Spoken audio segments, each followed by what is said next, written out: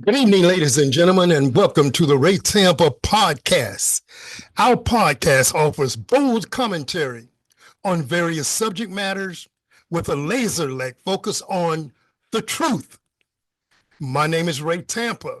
I'm the host of the Ray Tampa podcast.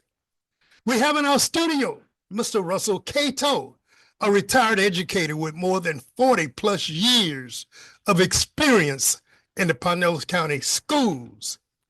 Our other co-host, Mr. Jamie Wilson III, is unavailable today. We have the good fortune of having Miss Maria Scruggs join us in the studio today. We're going to lean on her wealth of knowledge and expertise in this evening's discussion. Miss Scruggs, again, welcome to the Ray Tampa podcast. Welcome. Thank you so much, Ray, for having me again this afternoon. It's always a pleasure. Well, we certainly say thank you, thank you. The city of St. Petersburg completed a climate survey that was done or completed in July 2023. The survey was of employees and their attitudes, their concerns about the climate in St. Petersburg, the workplace climate. It was a solid 44% employee participation in the survey. Good number. Among other things, the survey revealed the following. 1, 78% agree or strongly agree that diversity is vital for the city's success. Number 2, middle management should more closely reflect the ethnic and race composition of the workforce as a whole. Number 3, administration and director levels are predominantly non-minority. Gender identity skews to males in middle management. Mayor Welch admitted the survey provided good data from employees to turn insight into action. Furthermore, Welch said, quote, "We will increase our leadership and job skills training. We will improve employee relations, boost internal communications, and develop more transparent training and promotional processes." I want to say that again. We will develop more transparent training and promotional processes. End of quote. As Roland Martin might say, this is bullshit. Wow. Welch, enough already. Enough with all the pretty words. We need for Mr. Intentional Equity to practice what he preaches. Practice what you preach. Goliath Davis wrote an excellent article that appeared in the Weekly Challenger concerning the promotional pinning ceremony at the St. Pete Fire Department. The new chief, in my opinion, didn't get the memo, so to speak. He failed to promote any minorities. I had to double check, but he did include one white female. Mr. Davis wrote an updated follow-up article. Both articles have me questioning. 1, why wasn't the mayor at the ceremony? Why wasn't the chief equity officer at the ceremony? Only one council member at the ceremony. Why was Bay News 9 and other media sites absent? And many other questions. My co-host and our guest will join me in discussing these important concerns. Russ, you have anything to say at this point? I just want to listen to Maria. And I think that's a good, I'm so confused. thing. That's a good thing. Yeah, I'm so confused. That's why I pointed out Maria has knowledge Yeah, and expertise. I'm so confused. A lot of insight. So Maria, tell us, what are Okay. your thoughts here? Well, my thoughts when learning about the lack of African Americans being promoted was sheer shock. Yeah. For several reasons. This community has battled with the, particularly the previous fire chief, Jim Large, about the representation of African Americans in the promotional process, as well as discipline and those kind of issues. And when Chief Large decided to go ahead and retire after a kind of insulting post of his own, Chief Watts was brought in. And I just want to read briefly from the city's website a quote from Chief Watts. Well, Chief Watts pledged to build on the legacy of those who came before him, focusing on modernizing department's operations, enhancing emergency response capabilities, and expanding firefighter training programs. He also emphasized his commitment to creating a department that mirrors the rich diversity of the community it serves. Let's read that one again, the last point. He also emphasized his commitment to creating a department that mirrors the rich diversity of the community it serves. That's what I mean. He must not have gotten the memo.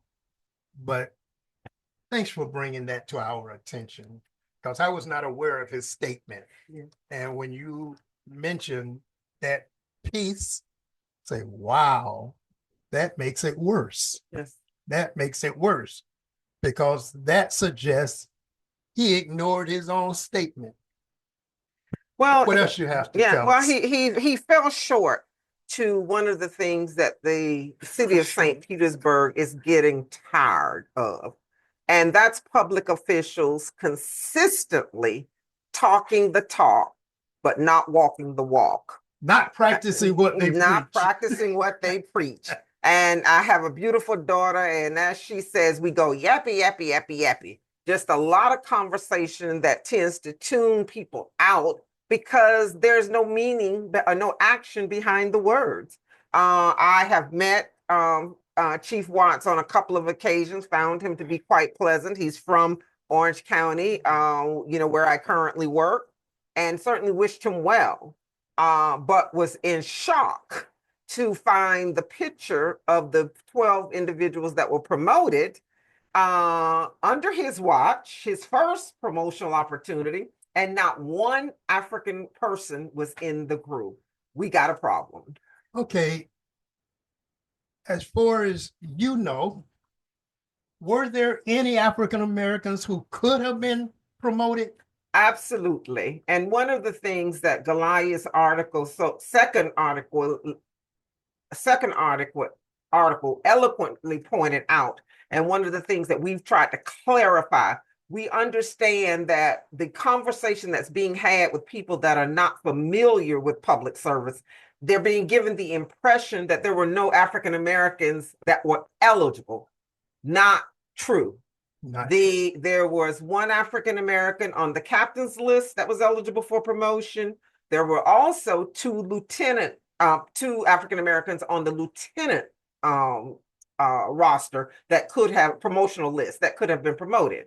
Also, there were appointed positions, a couple that still may be open, that we are well aware in the public arena that there are some very skilled African Americans in fire services around this country that could have easily been put into the deputy chief's position. And so not only were there ones available, but there were positions available to put them in. For example, when you talk about the rule of five that administrators use to pick from the list, let's just say the African Americans were too far down on the list to be included. Well, put them in the appointed positions. Explain the rule of five before you go further. Well, basically what that means is they'll start with, if you have a promotion list of 30, they'll promote from 1, 2, 3, 4, 5, Right. or 6, 7, 8, 9, 10, 11, 12. And sometimes I think I'm not sure what number the person on the captain's list where he fell, but the two on the lieutenant's list were number 26 and number 28. What I don't know is the total number. So every other 5 persons, you basically would have an opportunity to pick from that. But let's just say that the option was not available because of where the African Americans fell in the promotional list. Mm-hmm. You could have appointed them in exempt positions, and that did not happen. And I believe that there are 2 or 3 of those positions that may still be open and available. Very important question here. Very important question here. What was the chief's position here in St. Petersburg prior to being appointed chief? He was the administrative services chief since 2018. Administrative services chief since 2018. Now, in that role, administrative services chief, he would have been very familiar with the list of eligible appointments, right? Directly associated with those promotional processes and the lists that come out of that. Yes. So he knew quite well that there were some people available, minority, that could have been promoted. Absolutely. And he's also aware, and this is just because of the professional arena, because of his position in fire services, he has to know other African Americans around the country that would have been qualified to step into his number 2 position had he chose to do that.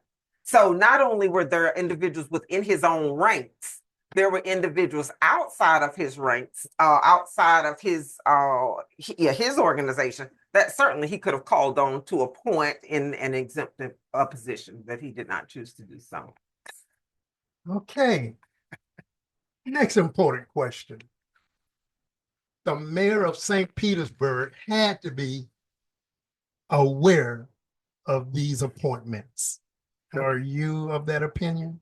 That it would be my strong opinion that he would be briefed on any kind of promotional, particularly by this is his appointment. He appointed Chief Watts. And I would certainly assume that he would be intimately involved or briefed on the promotions that were going to be made, particularly when the city placed so much emphasis on tying Chief Watts' appointment to diversity. But there has been no discussion on diversity. I've been, have sources that kind of update me on the news feed that's coming out, and to date, not seeing any comment from the mayor's office or anybody, given what's on the city's website about the diversity issue up in fire services. Welch, you have anything? Yeah, so here's what I'm puzzled about. Words versus action. Okay. You just got through reading Keith Watts. You just got through reading what he said. Beautiful words. Mm-hmm. You just got through reading what Ken Welch said. Beautiful words. So you got 2 people here bouncing off each other with words. Ray, I just don't understand. I go back to what Goliath did. His first writing was community members, why? Remember that? He said why. Yeah. Then he comes right back and put in 4 whys. Look at this. What? I'm confused. We all are. How are we going to And in all fairness to Chief Watts, because one of the things it's important for us as African people to recognize that when people like myself or you guys or Goliath Davis tend to call out people of color in issues relating to our profession, we know this business. Right. It is not a calling out. It is holding accountable. We have got to be comfortable in holding our own people accountable with love. We locked arms against the former chief because he was white. As soon as a black man does the same thing, my phone starts blowing up. Is why are you calling the black man out? It's real simple. The black man is a public official and he has to be held accountable just like the white man. This is well documented in terms of me in a podcast almost a year ago. Where I said we have all these appointed and elected black officials in the Tampa Bay area, particularly in St. Petersburg. But what does that mean to us? And we need to hold them accountable just like we hold all the others accountable. Specifically, I said, if I held other mayors accountable, why not Ken Welch? Because he's black? I don't agree with that. No, absolutely. I don't agree with that. But Russ? Yeah, but what Marie said, when we do that to blacks, to ourselves, they think that we're getting at them. You said that a long time ago. Long time ago. So we back at the same. Back at it. Well, let's go to some other questions here. We are in agreement that the mayor had to know about this ceremony. Absolutely. Shouldn't somebody be held responsible if the mayor is the one that has to be held responsible? The way the political process works, and this is why elected officials are so careful about who they appoint, because they know that the decisions that their cabinet members make ties directly back to them. So there's no escape. And particularly now that 9 days have passed, and to my knowledge, the mayor has made no statement on this matter. And that's even more disturbing because there's now silence. And if you had to circle the wagons, those wagons should have been circled a week ago, and something coming out. And I even text one of the reporters, are you on vacation? Because I haven't seen anything come from you either. So what did the reporter say? They've not responded. So I'm not sure if they're on vacation or not, but it appears that the wagons have been circled around Keith Watts, but there is no unraveling out of this circle. No way. None. There's none. No way. I'm so disappointed. I'm so disappointed. And I talked to some people very close to Ken Welch, very close. And I was told that they were not aware of the promotional pinning ceremony because my question was, what are your thoughts about the ceremony? I'm not aware of what you're talking about, Ray. I said, well, Goliath Davis wrote an excellent article. I want you to go to the Challenger and read it. It's important that you read it. And the individual said, Ken Welch is in trouble. That's a very close person to Ken Welch, saying that Ken Welch is in trouble. The community is going to hold him accountable. I said, you got that right. Absolutely. You got that right. But then the person turned around and said, well, I'm going to support Ken. Yeah, see, I don't know. With all the accountability issues, all of them, I'm still going to support Ken.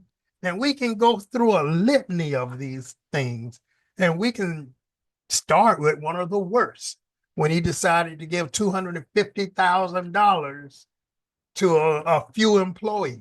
Big money. $25,000 checks to some, on down to $10,000 for a few others. Ray, can I ask, can you imagine what a $5,000, if it was legal, which let me put it on, it is not legal. Right. It is not legal. If it were legal, Could you imagine how the men and women that sacrificed during the hurricanes, the hours, the countless hours that they put in? Could you imagine how they would have appreciated a $5,000 bonus? Greatly, greatly, they would appreciate it. As a matter of fact, I talked to a city employee, and this particular employee told me that they were offered 3 or 4 days off work. She was so disappointed in that. They were offered time off work. Well, that was only because they probably had worked overtime. They weren't being offered time off just as vacation. What they were being offered probably was to compensate for all the time that they had put in during the storm, which was countless hours. Well, I'm a city employee, nothing affected us. Yeah, well, I'm a city employee. We're supposed to have gotten certain bonus money. And our bonus money was held up because of Ken Welch decision to give that money out. If you notice, they retracted that. Did you notice that? Oh, absolutely. Yeah, it was. Yeah, they retracted it. I had the opinion from the former attorney general saying that this is illegal and the statute is supported. Yeah, you just can't give public money out like that. Can't do it. He saw that out there. He saw where that money was out there, and he thought he could do it. But let me go back to what Collier did. 3 words he used: astonished, confused, annoyed. Think about that. That's where we are now. Can we get over this? Well, I tell you, it's going to be very difficult, very difficult. During the same time that this survey came out, Ken Welch had started advertising for the chief equity position in the city.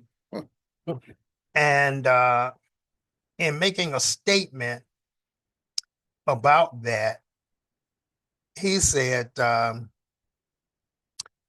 as we work our way through this survey feedback, we're developing plans of action at both the citywide and the departmental levels to address any issues raised by our employees. We're working our way through the feedback. Okay. That particular statement didn't address that one dealing with the equity position, chief equity. But the chief equity position was supposed to deal with issues such as what we're talking. It was supposed to be a position to give guidance and direction to city leaders, department heads, supervisors on equity in the city. The first equity person lasted 23 days in the job, 23 days. The second equity person was a temporary position for that person, but he didn't do anything, not a thing. As a matter of fact, a couple of trusted employees told me they felt his hands were tied by Ken Welch. That could be true. Yeah, by Ken Welch. Sure. Now we're in the third person in that position, and his hands don't need to be tied by Ken Welch. He'll time them himself. He'll time himself. It's a sad situation we have going on in the city of St. Petersburg. But Ray, I want to say this before we leave him, Maria. We want the community to know we're not trying to beat up on Ken Welch, please. Because every time I leave this and we talk about Ken, I get reports with that, Maria. Why are you trying to mess with Ken Welch? We are not trying to mess with Ken Welch. Go back to what you said. He got to be held accountable for what he has done. He is the mayor, right? That's it. You can't be the mayor and mess up as much as you're messing up and not have somebody question it. Yeah, it seems as though we are the only ones publicly questioning the mayor. Yeah. Others are talking about the mayor underneath their breath. Yeah. Because there are a lot of people out there saying things such as, he's done. Yeah. He's a disaster for the city. He's incompetent. He's corrupt. These things are being said, but they're not being said publicly. There's a gentleman by the name of Todd Ryan, or Ryan Todd. I've seen his name on social media publications several times. And he detests Ken Welch. He said things like Ken Welch can't be trusted.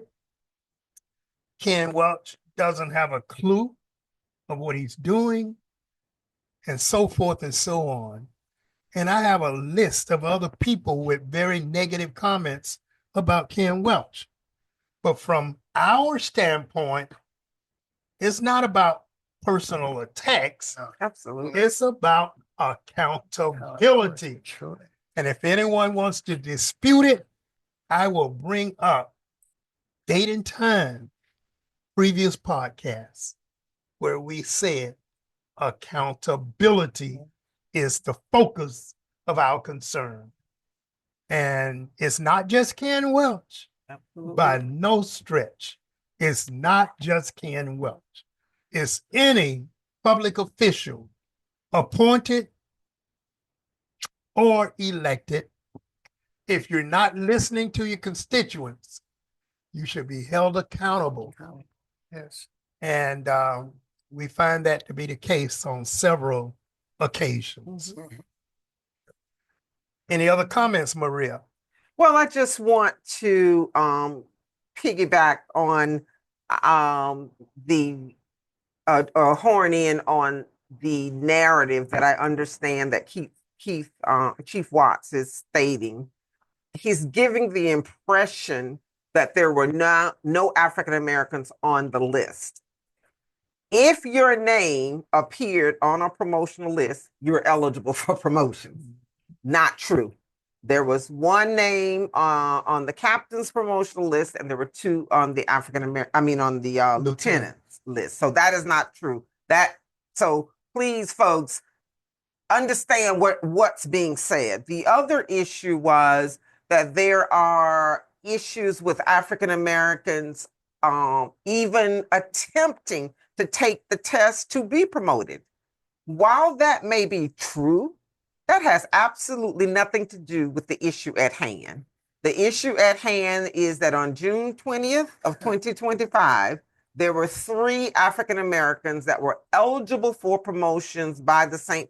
Petersburg Fire Chief, and not one of those individuals was promoted. Okay. See, I didn't know. Okay, well, I didn't even know that. good information. That's why I said in the narrative, we want to lean on Maria's knowledge and expertise. Because I had no knowledge.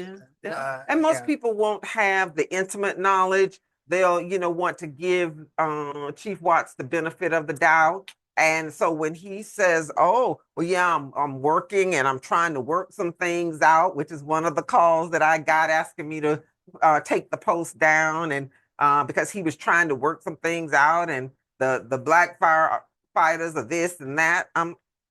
Zip, totally irrelevant. Let's get to the issue at hand. Let's deal with the fact that there was 2 lists, and neither of those lists resulted in an African American being promoted. Folks, let's not make it complicated. Yeah. Great job, Maria. We want to say thanks for being here. We're at the end of the rope, so to speak. And before we go, I want to say thank you to Jamie Wilson III and Russ Cato for handling the duties of this podcast during my 2 months of absence. 2 months of absence. You two did a great job. Thank you for that. Have you back. Yeah, and I'm back. I'm back. Glad And to have you we back. want to make sure that Jamie and Russ know how much they were appreciated. Thank you. We want to say again to Maria, we appreciate you being here. We want to thank our listening audience for tuning in to the Ray Tampa podcast. And we ask that you continue doing so each and every Tuesday, 5:30 p.m., 99.1 FM, The Bird. And we ask that you also tune in on YouTube. Type in the Ray Tampa podcast and you can see them all. With all of that being said, good evening.